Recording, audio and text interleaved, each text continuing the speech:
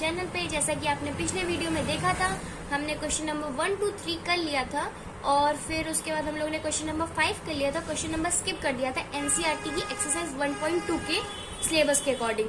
तो question number 4 इसीलिए नहीं करवाया था क्योंकि वो हम लोगों ने क्वेश्चन नंबर 3 तक वैसे ही करा था। क्वेश्चन नंबर 5 थोड़ा न्यू था तो मैंने सोचा वही करवा दूं। तो नेक्स्ट वीडियो में मैं आ गई हूँ क्वेश्चन नंबर 4 से स्टार्ट करने के लिए। इसमें मैं कोशिश करूंगी कि आपकी पूरी एक्सरसाइज 1.2 विद सोल्यूशन आपकी कंप्लीट हो जाए। तो चलिए लेट गेट स्टार्टेड। तो सबसे पहले हम लोग क्वेश्चन नंबर 4 ही कर लेते हैं जो हमारा रह गया था। तो चलिए देखते हैं क्वेश्चन नंबर 4 क्या कह रहा है। Kirti book store sold books worth ₹2,85,891 in the first week of June and books worth ₹4,768 in the second week of June. How much was the sale for the 2 weeks together? In which week sale is greater and by how much? मतलब इस question का मतलब ये है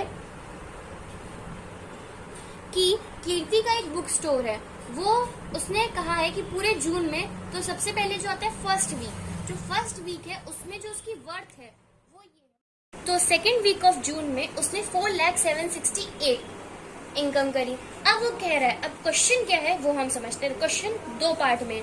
पहला part है how much was the sale for the 2 weeks together. अब दोनों वीक की जो सेल हुई है उनको हमें जोड़ देना है और वही बताना है कि क्या है, मतलब कितनी सेल हुई है 2 वीक्स टुगेदर। और उसके बाद हमें ये बताना है in which week sale is greater and by how much, और किस वीक में ज्यादा हुई है और उस ज्यादा है तो उसकी अमाउंट कितनी है। मतलब जैसे कि 7,000 निकला ज्यादा कि इस वीक में है तो वो 7,000 उसकी हाउ मच है, मतलब उतनी ही हमें बतानी है। तो हम चलिए स्टार्ट करते हैं। उसमें हम सोल्यूशन लिख लेते हैं। तो सबसे पहले जो हमें गिवन है वो हम लोग लिख लेंगे। प्राइस ऑफ बुक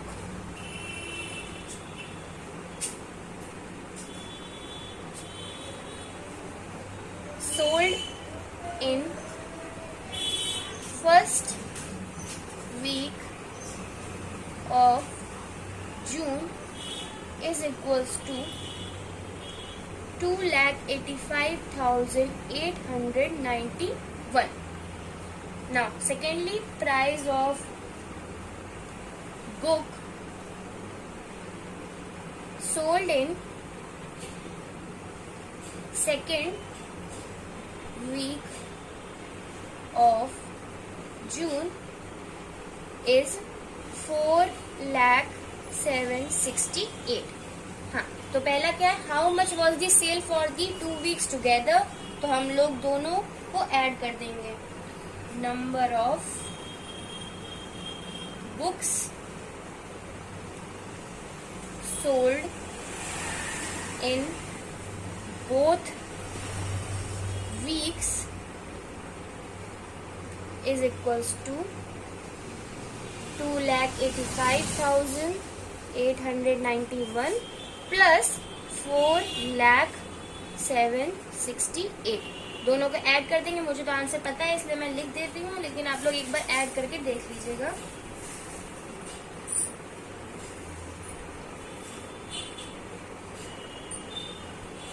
तो 6,86,659 हमारा आंसर आ जाएगा। तो हमारा फर्स्ट पार्ट का आंसर आ गया। अब सेकंड पूछा है in which week sale is greater and by how much. तो अब इसको देख के बताइए इन दोनों वीक्स में सबसे ज्यादा सेल किसकी हुई। अब 2 लाख बड़ा होता है कि 4 लाख? ऑफकोर्स की बात है कि 4 लाख बड़ा है हमारा। तो price so sale of book is highest in second week। अब चलिए हमें ये भी पता चल गया भाई सेकेंड वीक में होता है। अब कितना होता है ये भी तो हमें पता करना है। तो हम उसके लिए क्या करेंगे, दोनों को सबट्रैक्ट कर देंगे। डिफरेंस, हम इनका डिफरेंस निकाल देंगे। उसके लिए हम लोग डिफरेंस पता है माइनस करना होता है, सब्ट्रैक्शन होता है। बड़ी चीज को हमेशा पहले लिखते हैं। तो 4,768 माइनस 2,85,891। तो हमने इसे सब्ट्रैक्ट कर दिया तो हमारा ये आंसर आ गया। मैंने ऐसे ही निकाल दिया है, आप इसको सब्ट्रैक्ट करके देख सकते हैं, हमारा आंसर आ जाएगा। तो पहला आंसर हमारा ये हो गया और सेकंड हमारा फर्स्ट हमारा ये हो गया। तो आप इसे नोट कर लीजिए, पीछे जाके वीडियो पॉज करके क्वेश्चन नोट करके सॉल्यूशन नोट कर लीजिए, अच्छे से सब देख लीजिए, आपको समझ आ गया हो तो फिर आगे प्रोसीड करिए। सो क्वेश्चन नंबर 6 हम लोग करेंगे। क्वेश्चन नंबर 5 हम लोग पिछले वीडियो में करवा चुके हैं, तो क्वेश्चन नंबर 6 से स्टार्ट करेंगे। तो a machine on an average manufactures 2825 screws a day. How many screws did it produce in the month of January 2006? अब इसका मतलब ये है कि क्वेश्चन को हम लोग समझते हैं, ऐसा क्या रहा है, एक मशीन है वो मैन्युफैक्चर करती है, मतलब वो स्क्रूज बनाती है 2825 अ डे, मतलब एक दिन में वो 2825 स्क्रूज बनाती है। अब क्वेश्चन आगे का ये कह रहा है हाउ मेनी स्क्रूज, मतलब कितने स्क्रू अब वो और प्रोड्यूस करेगी यानी बनाएगी in the month of January 2006। 2006 को आप भूल जाइए, इसका सिर्फ लिखा गया है, जनवरी पे कॉन्सेंट्रेट करिए कि मंथ ऑफ जनवरी में वो कितने स्क्रूज बनाएगी जब अगर वो एक दिन में 2825 बनाती है। तो चलिए भाई स्टार्ट करते हैं। सोल्यूशन क्या है इसका, नंबर ऑफ स्क्रूज मैन्युफैक्चर्ड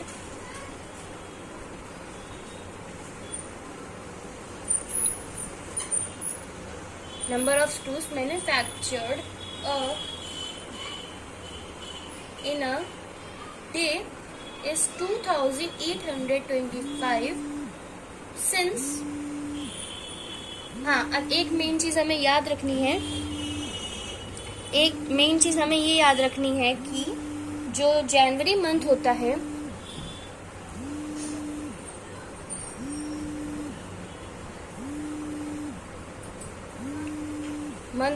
उसमें कितने होते हैं हमारे पास, 31 डेज होते हैं। ये मेन चीज थी इस क्वेश्चन।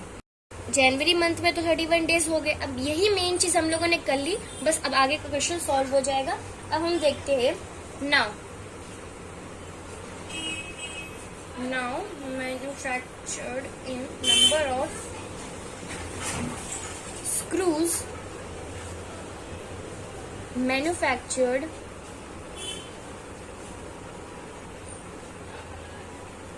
in January is हो जाएगा 31 into 2825। ये इसलिए कि वन डे में 2825 था, तो 31 में वो 31 into हो जाएगा 2825। ये यहाँ से आया आपका, जो कि ये बेसिक प्रिंसिपल्स होते हैं, ये आपको पता होने चाहिए, तभी क्वेश्चन हो पाएगा।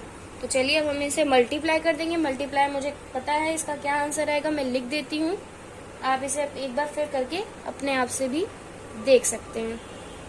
तो इतना हमारे स्क्रूज आएंगे, आगे मैं लगा देती हूँ स्क्रूज, तो यही हमारा इस क्वेश्चन का आंसर हो जाएगा। पहले आप नंबर ऑफ स्क्रूज कितने थे एक दिन में वो हमने लिख लिया, उसके बाद जनवरी में मंथ में डेज कितने होते हैं, 31 डेज होते हैं, वो लिख लिया, फिर हम लोगों ने उसे मल्टीप्लाई कर दिया और हमारा आंसर आ गया। इसे प्लीज पॉज करके इसे नोट कर लीजिए। नेक्स्ट क्वेश्चन है क्वेश्चन नंबर 7। क्वेश्चन नंबर 7 कह रहा है a merchant had ₹78,592 with her. एक मर्चेंट है, उसके पास 78,592 रुपए हैं। तो हम सबसे पहले यही लिख लेते हैं कि total money, solution, total money the merchant had is ₹78,592. Now, she placed an order for purchase 40 radio sets at ₹1,200 each. अब इसका मतलब ये है कि उसने ऑर्डर किया है 40 रेडियो सेट का, मतलब उसने 40 रेडियो सेट खरीदे हैं और एक रेडियो सेट की जो प्राइस है वो 1200 है। आई थिंक आप लोग समझ गए होंगे, मतलब एक मर्चेंट है, उसने उसके पास इतने पैसे हैं, उसने 40 रेडियो सेट खरीदे और एक रेडियो की कीमत भी बता दी। How much money will remain with her after the purchase, मतलब टोटल मनी के बाद जब वो रेडियो खरीद लेगा तो उसके पास कितने पैसे बचेंगे, ये क्वेश्चन में पूछ रहे हैं। तो हम लोगों ने सबसे पहले उसकी टोटल मनी तो लिख ली, अब हम लिखेंगे number of radio sets she placed an order is 40 radio sets उसने खरीदे। अब cost of each radio set is ₹1200। पहले टोटल मनी, फिर उसने कितने खरीदे हैं, 40 खरीदे हैं, ईच कॉस्ट है 1200। तो now so cost of 40 radio set is equals to 1200 into 40, तो आ जाएगा हमारा आंसर ₹48,000। जैसे कि पिछले वीडियो में हमने कहा था एक का पता हो तो हम लोगों ने निकाल लिया, तो वैसे एक का पता तो हम लोगों ने 40 के निकाल लिया। ये हमारे, अब उसने इतने खर्च कर दिए, इतने इसके पास थे। अब वो जो मेन क्वेश्चन है वो हम लोग कर लेते हैं, how much money left after the purchase will remain. तो money left with the merchant is 78,592 में से हम लोग निकाल देंगे 48,000। मैं माइनस करके लिख देती हूँ, आप एक बार ट्राई कर सकते खुद से भी। तो ₹30,592, तो 30,592 रुपीज उसके पास लेफ्ट हो जाएंगे और यही हमारा आंसर है। इसे आप अच्छे से नोट कर लीजिए। सो हमारा नेक्स्ट क्वेश्चन है question number 8। A student multiplied 7,236 by 65। अब उसने कह रहा है एक स्टूडेंट ने मल्टीप्लाई कर दिया 7,236 को 65 से, मतलब 7236 को मल्टीप्लाई कर दिया 65 से। लेकिन गलती ये हो गई कि उसे इस चीज को मल्टीप्लाई करना था 56 के साथ, करना इससे था, कर इससे दिया। एंड अब पूछ रहा है bye how much was his answer greater than the correct answer. अब ये कह रहा है, अब देखिए 65 तो बड़ा है, तो अगर हम इस बड़े चीज को मल्टीप्लाई करेंगे तो आंसर भी बड़ा ही आएगा ना। तो वो कितना बड़ा आया है सही आंसर से, वो हमें बताना है। तो चलिए हम इसे सॉल्व। तो सोल्यूशन है हमारा, अब पहला तो इसको ये कर सकते हैं कि आप पहले 65 से मल्टीप्लाई करो, फिर 56 से करो, फिर माइनस करो, तो ये बहुत ज्यादा लंबा प्रोसेस हो जाएगा। इसके लिए शॉर्ट सॉल्यूशन भी होता है। इसके लिए सबसे पहले देखिए difference in between 65 and 56। Difference कितना है 64 और 56 को माइनस कर दीजिए, 9 आ जाएगा। ठीक, अब लाइए द डिफरेंस